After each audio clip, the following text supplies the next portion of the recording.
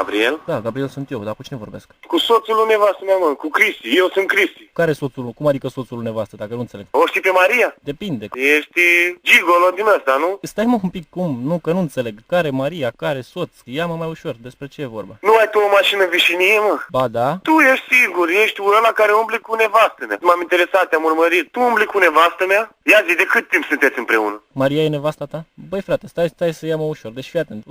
Vorbesc cu o fată Maria care știu că are pe cineva, un băiat, poate... Sunt soțul ei, frate, ce băiat? Așa ți-a spus ea ție? Tu ești băiatul cu filmările? Da, exact. Eu vorbesc de ceva timp cu ea, într-adevăr, adică mă întâlnesc cu ea. La început nu știam, că nu mi-a zis că are vreo treabă cu tine. Cum mă, dar tu... Hai să ne întâlnim, să vorbim între patru ochi, așa, ca bărbații, nu la telefon. Eu când m-am văzut prima oară cu ea, eu n-am știut că e băgată în vreo relație, că e combinată, că mai știu eu. Am început și eu să țin la ea, să știi cum e, n-am... Și să ții la ea, frate, lasă că ți arăt eu ce ai să ții la mine după ce... De cât timp sunteți împreună, mă? 5 luni, cam așa. Cât? 5 luni. 5 luni? 5 luni. 22 de săptămâni, 152 de zile. Hai că mă ieși la mișto, mă, cum adică? Păi dacă nu înțelegi, n-auzi că de 5 luni. Habar n-aveam care prieten. Ea mi-a spus acum, în ultima vreme mi-a spus că are pe cineva, dar nici de cum care soț sau... Mi-a zis că are pe cineva. Bă, și ia zi, mă, unii vă întâlneați voi, mă, îndrăgostiților. Băi, nu suntem îndrăgostiți, că nu mai avem 18 ani să mergem în parc, să ne pupăm. Și am mers la ea acasă. Care e la ea acasă? La ea, la bloc, acolo, deasupra la coafor. Cum ai fost la mine în casă cu ea, bă? Tu stai cu ea? Cum la mine acasă ai fost cu ea în gâtul mătii? Păi stai frate, cum la tine acasă? Am fost la ea. Ce, tu stai cu ea? Să-mi bag eu. Că e nevastă mea, cu cine stau? Cu mama? Sigur ai fost la mine acasă? Eu ți-am zis că am fost la ea, dacă stați împreună, are oglinzile alea pe șifonierul ăla cu oglinzi, și două blănițe de oaie lângă pat, în dormitor. Vai, mamă. Bă, băiatule, bă, tu nu știi ce ai făcut, bă. Dita mai curva, frate. Srasa, mătii. Bă, băiatule, tu snația, mătii. Ascultă la mine aici, te rog frumos, ascultă la mine. Vrei să o lași în pace, bă, gata? Deci e prima mea femeie, mă. E femeia mea din liceu, e prima mea femeie. Te rog frumos să o lași în pace, că gata, la revedere. Ai uitat tot. Ai o gagică și tu să vezi, să o iubești, să ții la ea, să investești în ea. Da, mă, te înțeleg, dar eu ți-am spus, nu știam că e gagica ta sau nevastă sau ce zici tu de atâta timp. Ai grijă ce faci. Nu mă întâlnesc cu tine. Asta e, ok, am înțeles că e căsătorită, n-am știut, îmi pare rău, gata, ce să... Ce făceai la mine? Scuturai covoare? Ce făceai?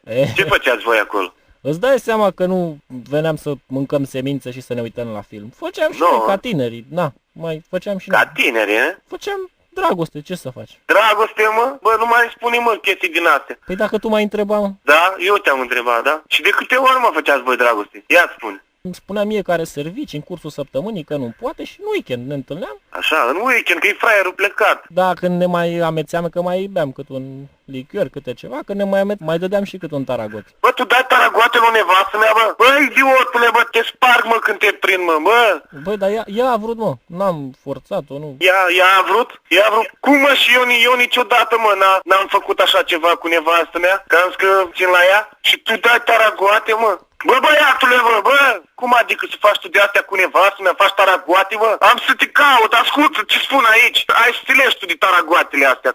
Băi, băiatule, hai să explic o treabă. Băi, m-ai înjurat, m-ai făcut, băi, deja mă enervezi. Tu nu înțelegi că ea a vrut? De ce m-am întâlnit cu ea a vrut? Te sparg, îți dau voleuri care duce eu, mă, nebunule. Ce treabă ai cu mine? Tu își dă ei voleuri. Ce-mi dai mie? Dacă ea a vrut, nu am luat-o cu japca, am luat-o cu vrăjeală frumos, a vrut femeia, asta e. Luat-o cu vrăjeală? Te-am urmărit, știu unde stai, fii atent la mine aici. Vin cu tata și cu doi oameni plătiți cu ziua și te călcăm în picioare, frățioare. Cu cine vii, mă? Cu taică-miu și cu doi bărbați plătiți cu ziua.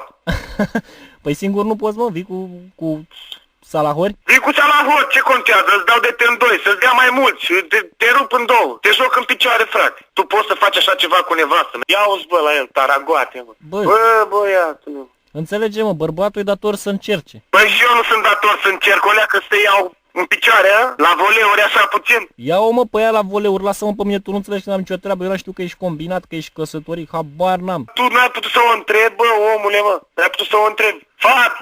Cadaoalo, tu ai pe cineva, n-ai văzut-o că nu-i de pe stradă. Băi, adevărul e, spun sincer acum, după ce mi-ai povestit tu, eu am stat să mă gândesc că i-am tot zicea că cursul săptămânii nu poate să ne întâlnim, nu poate să iasă să ne vedem sau să vin la ea, că domne, cam servici, cam nu știu ce și am zis, bă, ok, ne întâlnim decât în weekend, că eu mai aveam pe una la care dădeam la ea și mă duceam la ea în cursul săptămânii și de program de weekend veneam la asta, la La Maria. Tu ai program de taragoate cu nevastă mea? Te rog frumos, eu las-o în pace, nu mai căuta, m-au înșelat. Numai dacă, n știu că e măritată, care Deci nu mai bărbat. căuta, frate, te rog frumos, că n-are rost. Nu mai caut, mă, ți-am promis, gata, am înțeles care bărbat, n știu care bărbat, îmi retrag cuvintele, îmi retrag taragoatele, asta e. Dar te rog eu, Nu mai mă bag, mă. căuta. Ce vești mi-ai dat, vai de capul meu. Gata, mă, nu, ți-am promis, am terminat, îmi cer și eu scuze, dar vreau să te întreb ceva, zi și mie, unde ești acum tu? De ce mă întreb? Maria e cu mine aici. Hai că ți-o dau și vorbești tu cu ea la telefon și vă înțelegeți. Vai de... Dă-mă puțin, mă, la telefon. Hai că ți-o dau. Alo? Alo? Alo? Mă, nenorocito, mă, ce gâtul, mă, te cauți cu ăla, mă? Ce cauți, mă, trebuie taragoate? Alo?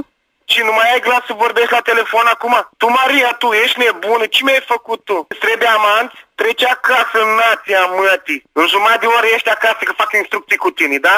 Ca da alo ce ești. Alo, Alo? dar ce vorbești așa urât? Cât sunteți acolo, frate? Cum? Cu cine vorbesc acum? Toată discuția asta a fost o glumă. Eu sunt Buzdugan de la Radio Zuz și a fost o farsă propusă de soția ta.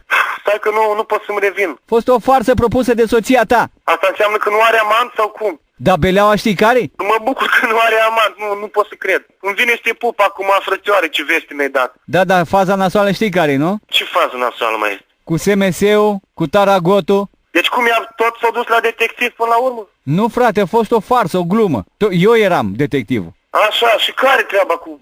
Păi, las că-ți explică nevastă ta acasă. Da? Ok, frate, bine. Hey!